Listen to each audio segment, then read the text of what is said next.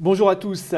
Alors comme on en a pris un peu l'habitude, on va faire un petit point sur les pays émergents pour savoir sur qui compter en fait. Il y a 6 mois, nous avions observé que ces pays, que les BRICS, avaient des difficultés pour enrayer le ralentissement de la croissance économique. Alors Isor, où en est-on aujourd'hui? Alors aujourd'hui, le bilan est un peu décevant quand on voit l'année 2012. Eh bien, ça a été un mauvais cru. Pour faire simple, on va se concentrer sur 3 pays, la Chine, le Brésil et l'Inde. Alors en Chine, on était à plus de 10% de croissance par an. Aujourd'hui, on est retombé à moins de 8%. En Inde, on avait 9% de croissance, on est tombé à 7%. Et puis le Brésil, c'est le cas le plus flagrant. On était à 7% de croissance et aujourd'hui, on est à moins de 2% de croissance. Alors s'il manque de vitalité de l'Occident et en particulier de l'Europe ne doit pas aider à l'affaire, ce n'est pas la seule raison des problèmes que rencontrent les BRICS.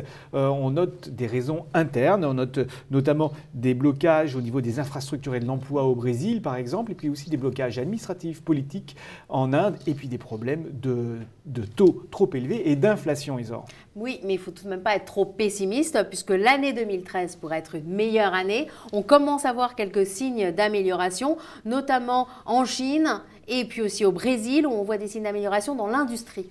Alors, il y a les BRICS, on va les rappeler, Brésil, Chine, Inde et Russie. Mais au-delà de ces BRICS, il y a 11 pays qui ont été identifiés par Goldman Sachs, qu'on appelle les N11 ou les Next 11, et eux promettent un bel avenir. Absolument, et on dit même que d'ici 40 ans, ils pourraient avoir le même poids que le G7, et si on les additionne, ces N11, ces Next 11 aux BRICS, eh bien, ils pourraient contribuer à 60% de la croissance mondiale. Mais alors, qui sont-ils ?